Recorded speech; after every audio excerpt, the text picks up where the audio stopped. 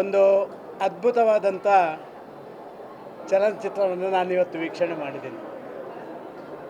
ಪ್ರಾಯಶಃ ಒಂದು ಸಾಮಾಜಿಕ ಬದಲಾವಣೆಗಳನ್ನು, ವಿಶೇಷವಾಗಿ ಭಾರತದಂಥ ಒಂದು ಎಷ್ಟು ಜನಸಂಖ್ಯೆ ಇರುವಂಥ ಒಂದು ರಾಷ್ಟ್ರದಲ್ಲಿ ಈ ಬದಲಾವಣೆಗಳು ಹೇಗೆ ಬರಬೇಕು ಅಂತ ಹೇಳುವಂಥದ್ದನ್ನು ಜನರಿಂದಲೇ ಪ್ರತಿಬಿಂಬಿಸಲಿಕ್ಕೆ ಬೇಕಾದಂಥ ಒಂದು ಆ ದೊಡ್ಡ ಕಥೆಯನ್ನು ಕೊಟ್ಟಿದ್ದಾರೆ.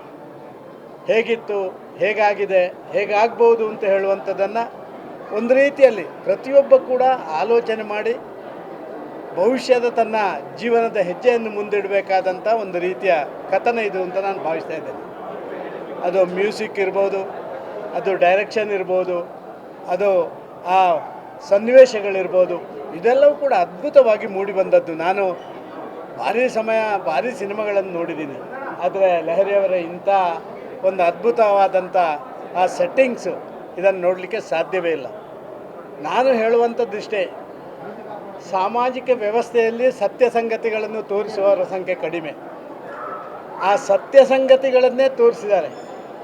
ಪ್ರಜಾತಂತ್ರ ವ್ಯವಸ್ಥೆಯ ಅಧಪತನ ಹೇಗಾಗಿದೆ, ಎನ್ವೈರ್ಮೆಂಟಲ್ ಕನ್ಸರ್ನ್, ಅದರ ಮೇಲೆ ಜನರ ದಾಳಿಗಳು ಹೇಗಾಗ್ತಾ ಇದೆ, ಇದರಿಂದಾಗಿ ಜನರಿಗೆ ಏನೇನು ಸಮಸ್ಯೆಗಳು ಬರ್ಬೋದು, ಮುಂದೊಂದು ದಿನ ಯಾವುದೇ ವ್ಯಕ್ತಿ ಎಲ್ಲೇ ಇದ್ದವ ಕೂಡ ಬೀದಿ ಬಿಕಾರಿ ಆಗ್ಬೋದು ಸರಿಯಾದ ಸಮಂಜಸವಾದಂಥ ಹೆಜ್ಜೆಗಳನ್ನು ಇಡದಿದ್ದರೆ ಅಂತ ಹೇಳುವಂಥದ್ದನ್ನು ಅತ್ಯಂತ ಮನಮುಟ್ಟುವ ರೀತಿಯಲ್ಲಿ ಪ್ರತಿಬಿಂಬಿಸಿದ್ದಾರೆ.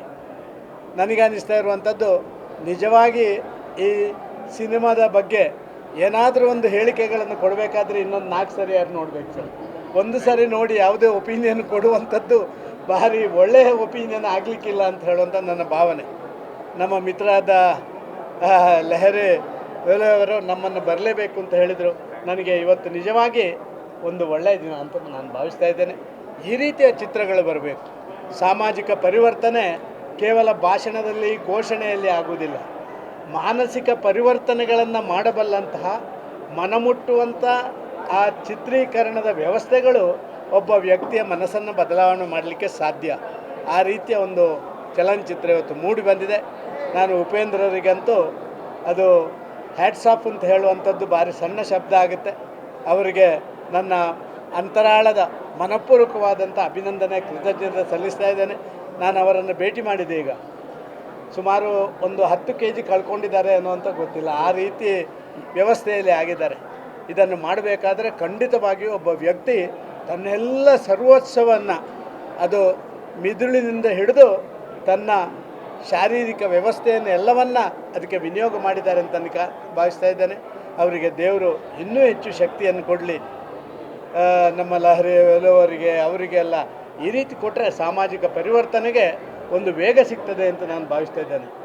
ಪರಿವರ್ತನೆ ಜಗತ್ತಿನ ನಿಯಮ, ಅದರ ಹಿಂದಿನಿಂದಲೂ ಅದು. ಆದರೆ ಪರಿವರ್ತನೆಗೆ ವೇಗ ಕೊಡಬಲ್ಲಂಥವರು ಆಗಾಗ ನಮಗೆ ಸಿಕ್ಕುವಂಥದ್ದು ಕಷ್ಟ. ಆ ಒಂದು ವೇಗ ಕೊಡುವಂಥ ಕೆಲಸ ಕಾರ್ಯಗಳನ್ನಾಗಿದೆ. ಅವರಿಗೆ ಶುಭ ಹಾರೈಕೆಯನ್ನು ನಾನು ಮಾಡ್ತಾಯಿದ್ದೆ. ಮಾಧ್ಯಮದ ಮುಖಾಂತರ ವಿನಂತಿ ಮಾಡ್ತೇನೆ, ಎಲ್ಲರೂ ಕೂಡ ಬಂದು ಈ ಮೂವಿಯನ್ನು ನೋಡಬೇಕು. ಎಲ್ಲರೂ ಕೂಡ ಬಂದು ಮೂವಿಯನ್ನು ನೋಡಿ. ಮೂವಿ ನೋಡದವರು ಕೂಡ ಈ ಮೂವಿಯನ್ನು ನೋಡಿದರೆ ಪ್ರಾಯಶಃ ಅವರಿಗೆ ಒಂದು ಮುಂದೆ ಸಮಾಜದಲ್ಲಿ ಹೇಗೆ ನಾನು ಬದುಕಬೇಕು ಅಂತ ಹೇಳುವಂಥ ಒಂದು ಅಂತಃಶಕ್ತಿಯನ್ನು ಕೊಡ್ತದೆ ಅಂತ ನಾನು ಭಾವಿಸ್ತೇನೆ.